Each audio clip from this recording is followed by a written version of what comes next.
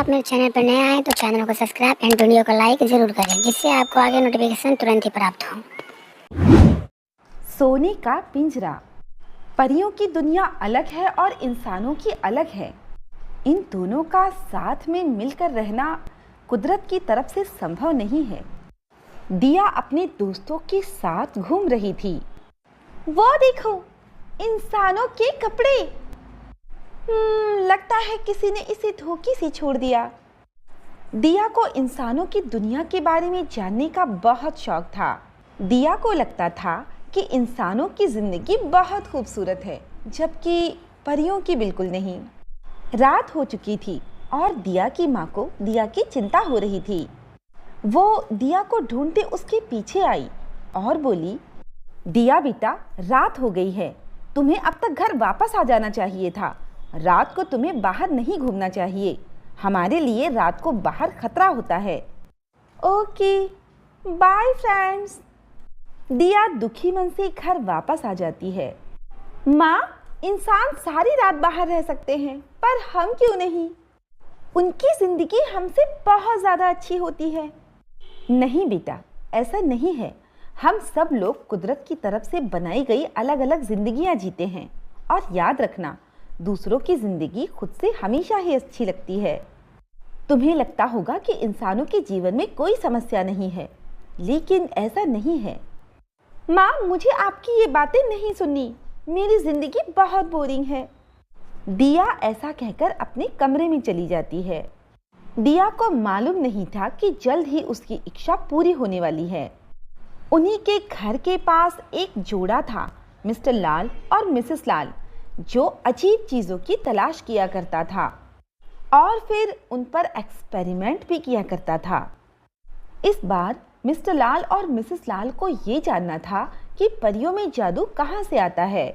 वो खोज करते हुए दिया के घर के बाहर चले आए और दिया को देखते ही बोले, हेलो नन्ही परी, कैसी हो तुम?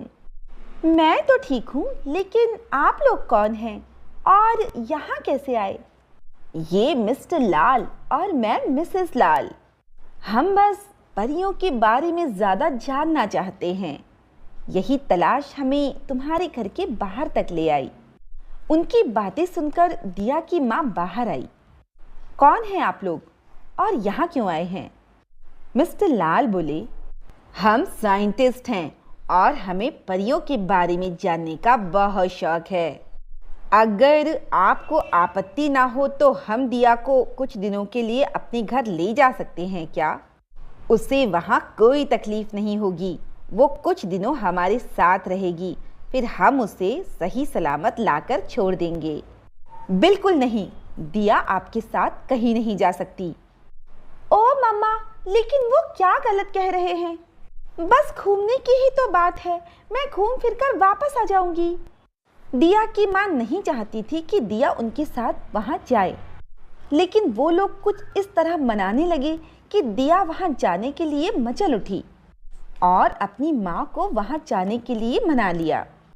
ठीक है दिया, लेकिन 4 दिनों से ज़्यादा तुम वहाँ नहीं रहोगी। ओह ठीक है माँ, मैं 4 दिनों में वापस आ जाऊंगी। दिया मिस्टर लाल और मिसेस लाल के साथ वहाँ से चली जाती है। मिस्टर लाल और मिसेस लाल दिया को लेकर एक बहुत बड़े घर में आते हैं। दिया ने देखा कि इस घर में चारों तरफ पेड़ पौधे, फूल, पत्तियां और अजीब अजीब चीजें हैं। ये घर देखने में किसी जंगल से कम नहीं लग रहा था। दिया वहां आकर बहुत खुश थी। मिस्टर लाल और मिसेस लाल ने दिया को उसका कमरा दिखाया। अगर तुम्हें किसी चीज की जरूरत हो तो मांग लेना दिया। हाँ जरूर। दिया उस बड़े से घर में कभी यहाँ तो कभी वहाँ घूमती रहती। जब उसे भूख लगती तो उसे अच्छा से अच्छा खाना मिल जाता।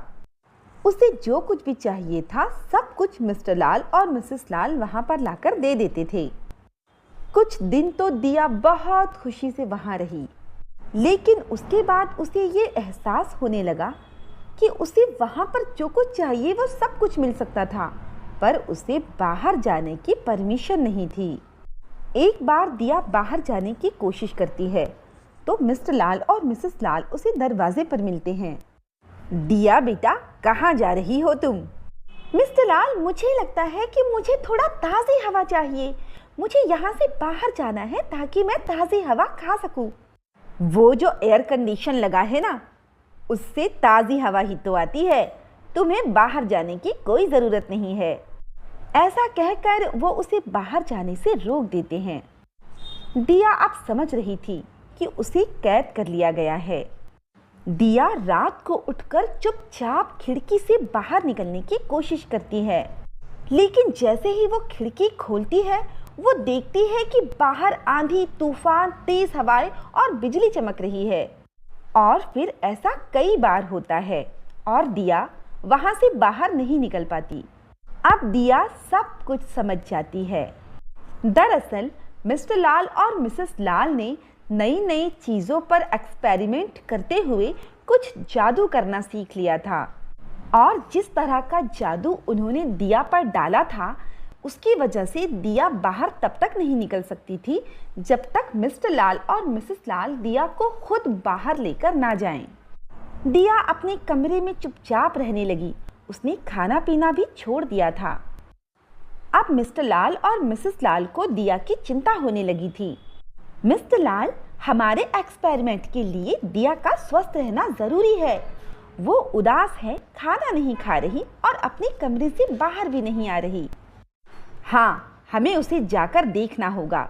चलो चलते हैं।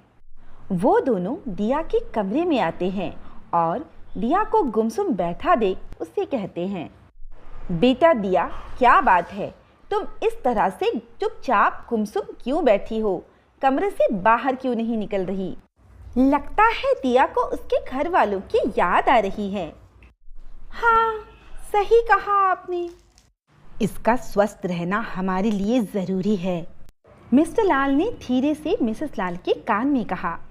हाँ, आप सही कह रहे हैं, वरना हम ये कैसे जान पाएंगे कि परियों में जादू कहाँ से आता है।